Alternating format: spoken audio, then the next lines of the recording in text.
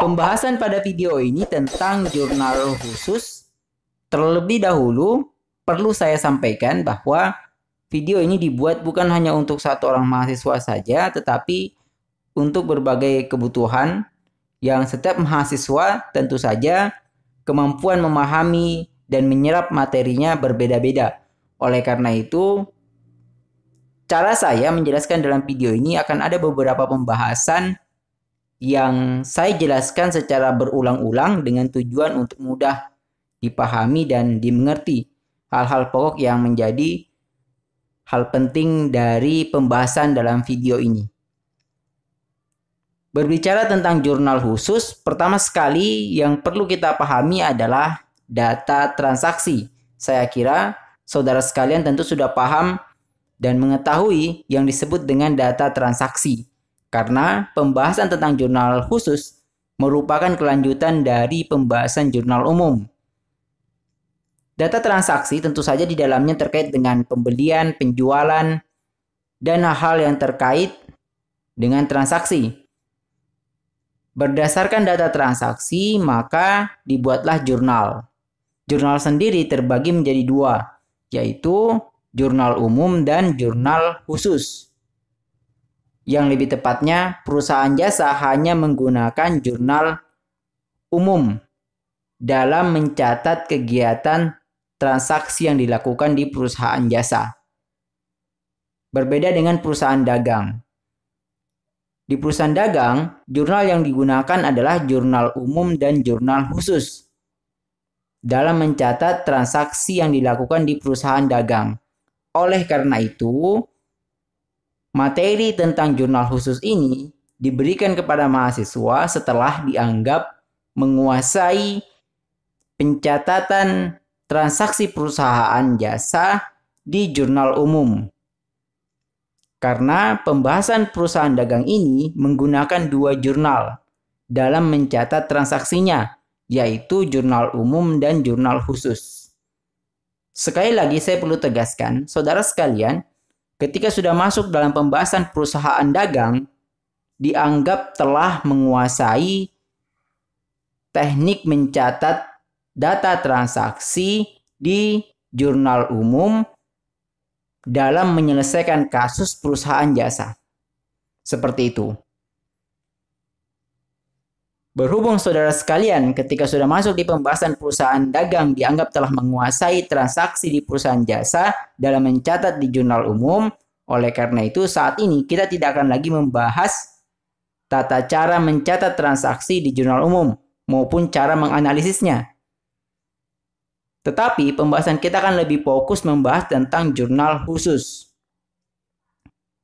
Perlu diketahui jurnal khusus sendiri terbagi dalam beberapa jenis. Pertama, jurnal khusus penerimaan kas. Jurnal khusus penerimaan kas ini hanya mencatat transaksi-transaksi yang mengakibatkan uang masuk atau kas perusahaan bertambah. Berbeda dengan jurnal umum yang dibahas di perusahaan jasa, semua transaksi baik uang masuk maupun uang keluar dicatat jurnal umum. Sedangkan di perusahaan dagang tidak seperti itu. Perusahaan dagang yang menggunakan atau mengimplementasikan penggunaan jurnal khusus sudah ada klasifikasi jurnal yang harus digunakan pada setiap tipe transaksi. Jadi, yang pertama, jenis jurnal khususnya adalah penerimaan kas. Yang kedua, jurnal khusus pengeluaran kas.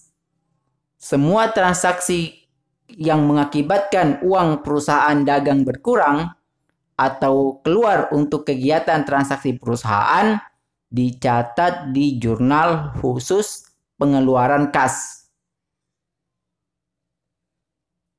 Jenis yang ketiga adalah jurnal khusus pembelian.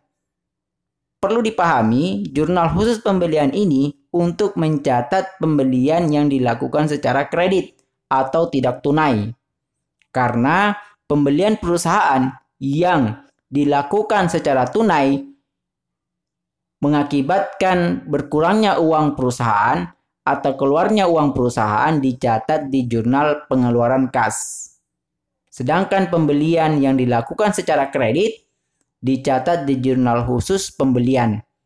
Oleh karena itu, sebagaimana yang saya katakan di awal, kemampuan menganalisis transaksi mana saja yang dicatat di jurnal khusus dan mana transaksi yang dicatat di jurnal umum di perusahaan dagang.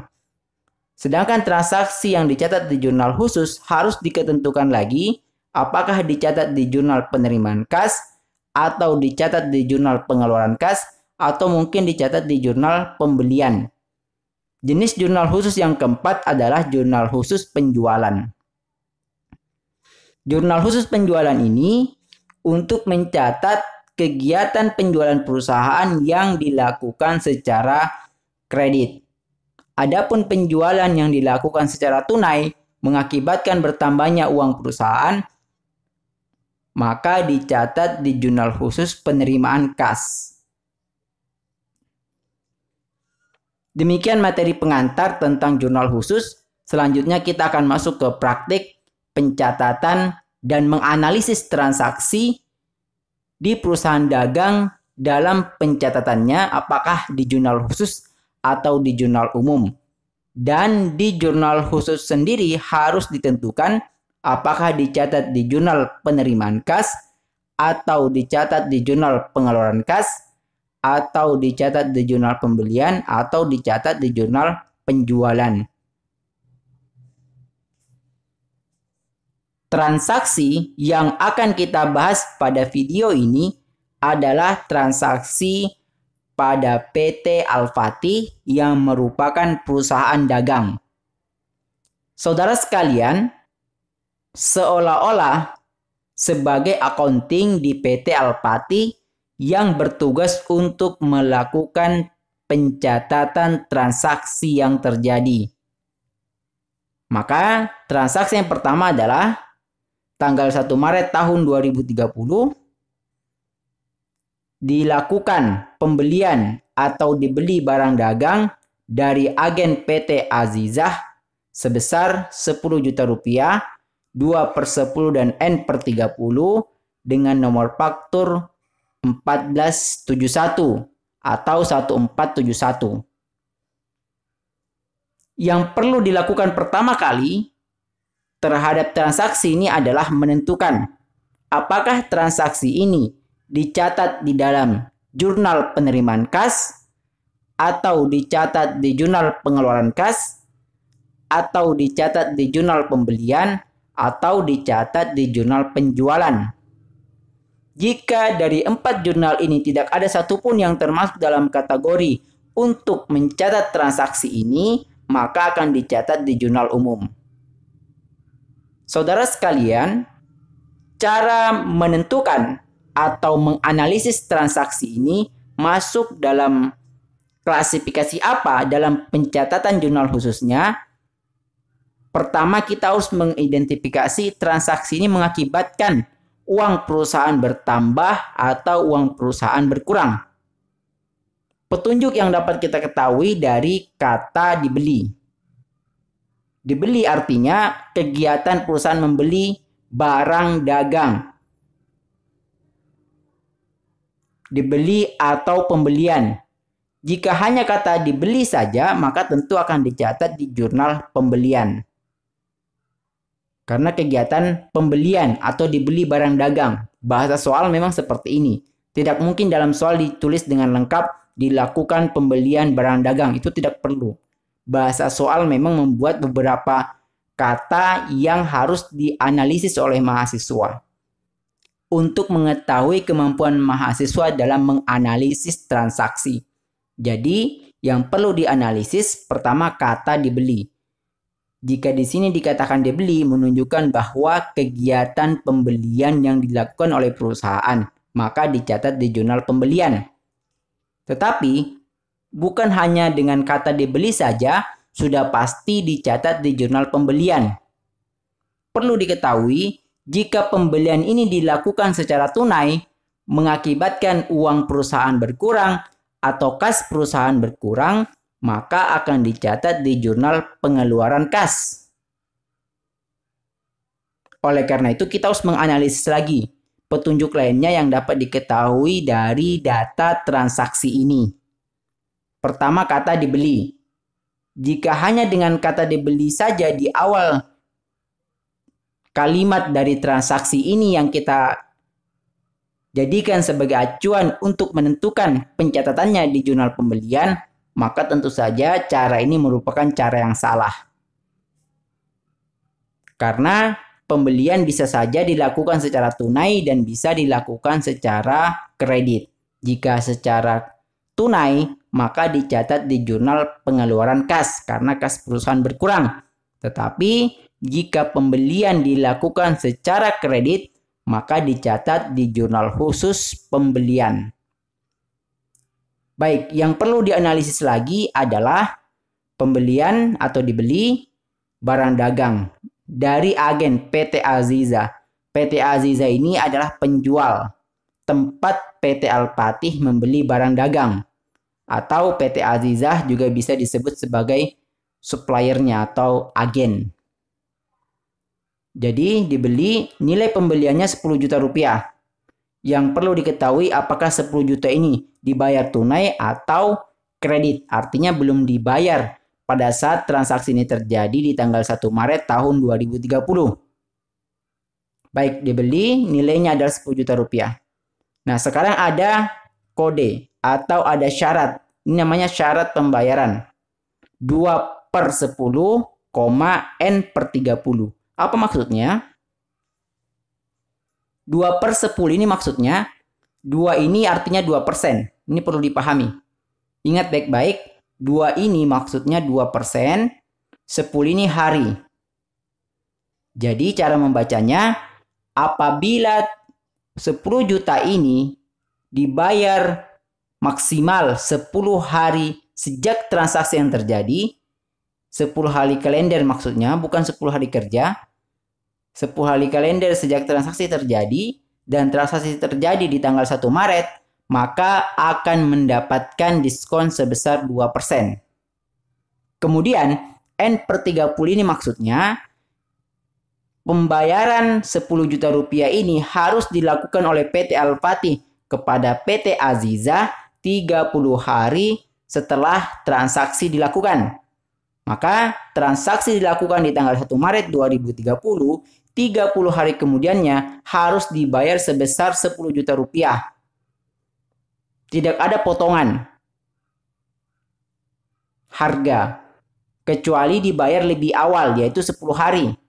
Sejak transaksi dilakukan, maka akan mendapatkan potongan sebesar 2%. Yang ini kodenya, maksudnya 2. Kemudian ini nomor faktur 1471. Mengapa nomor faktur? Karena dilakukan secara kredit. Oleh karena itu transaksi ini dicatat di jurnal khusus pembelian karena pembayarannya dilakukan secara kredit. Bukti atau petunjuk yang dapat kita jadikan sebagai acuan untuk menentukan bahwa transaksi ini dilakukan atau dibayar secara kredit adalah keterangan tentang 2/10 N/30. Jika ada keterangan seperti ini dalam lingkaran biru ini, menunjukkan bahwa transaksinya dilakukan secara kredit karena tidak dibayar di tanggal terjadinya transaksi. Tanggal terjadinya transaksi adalah tanggal yang ini, 1 Maret 2030. Dan harus dibayar maksimal 30 hari setelah transaksi. Berarti 30 hari setelah tanggal 1 Maret. Dan jika dibayar kurang dari 10 hari atau 10 hari sejak transaksi, maka akan mendapatkan potongan 2%. 10 juta ini dikali 2%. Cara perhitungannya akan kita bahas pada saat pencatatan di jurnalnya. Baik. Jadi kita sudah tentukan dan berhasil menganalisis transaksi ini bahwa transaksi ini dicatat di jurnal pembelian. Selanjutnya kita akan praktikkan cara mencatat di jurnal pembelian. Saudara sekalian, ini adalah format jurnal pembelian.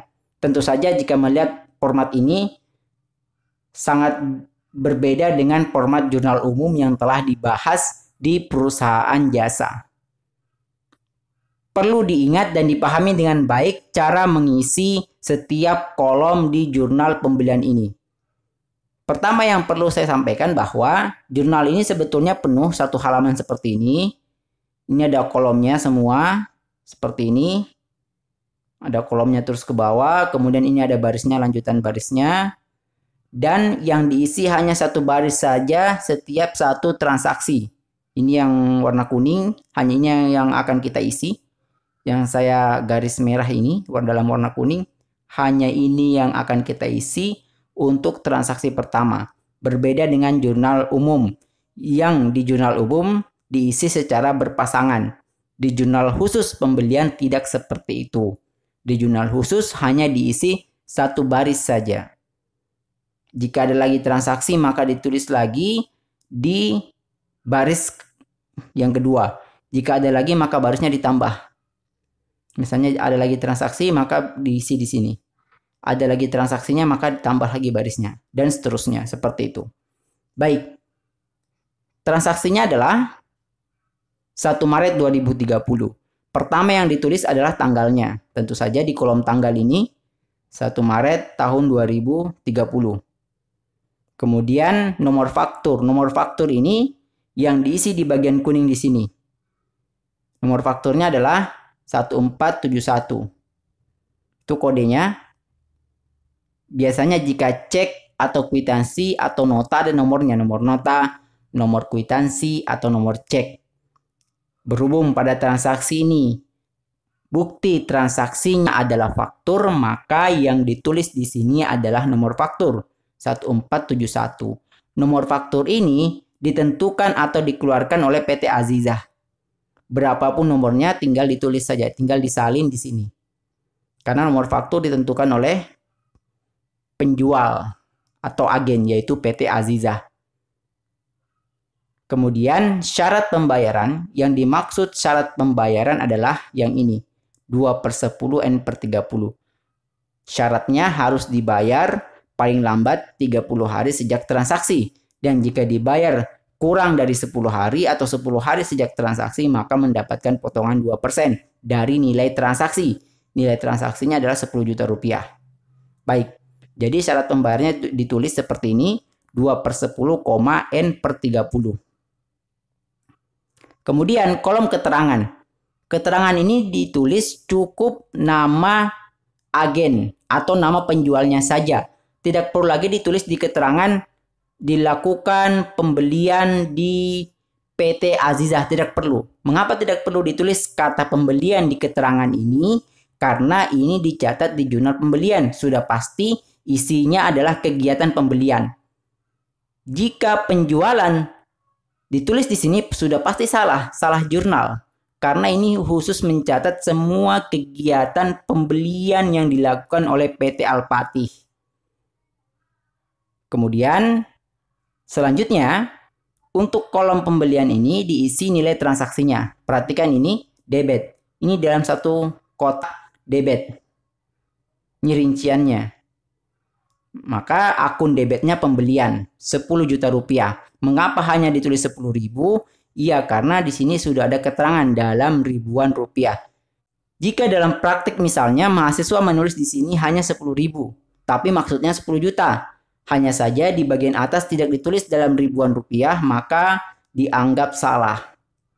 Atau di sini ditulis lengkap 10 juta rupiah dan di atasnya ada keterangan dalam ribuan rupiah, juga dianggap salah.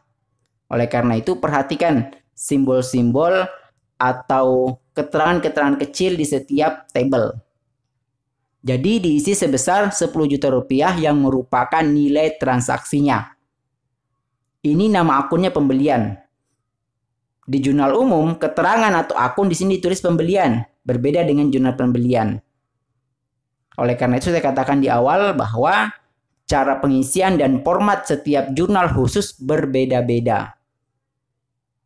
Kemudian untuk akun ini dikosongkan, ini tidak ada diisi karena ini diisi apabila di sini tidak diisi. Tergantung transaksinya. Hanya saja di transaksi pertama ini hanya berkaitan dengan yang perlu kita isi, yaitu kegiatan pembelian saja. Ini dikosongkan dan Bukan berarti dikosongkan saja tidak diisi, harus diisi, cukup diisi dengan strip supaya tidak ada lagi orang lain yang mengisi di sini. Begitu maksudnya. Jadi ini tetap diisi tapi diisi dengan strip. Kemudian kredit sudah pasti kreditnya juga 10 juta. Jadi dia balance, debit, kredit, balance masing-masing 10 juta rupiah. Perlu saya tegaskan, ini keterangan pembelian ini akunnya untuk kebutuhan posting ke buku besar. Pembelian, akun pembelian, kemudian ini akun utang dagang. Kebutuhannya untuk dilakukan posting nantinya ke buku besar. Jadi, saudara sekalian, beginilah cara mengisi jurnal khusus pembelian untuk jenis transaksi yang pertama. Selanjutnya, transaksi yang kedua, tanggal 3 Maret tahun 2030.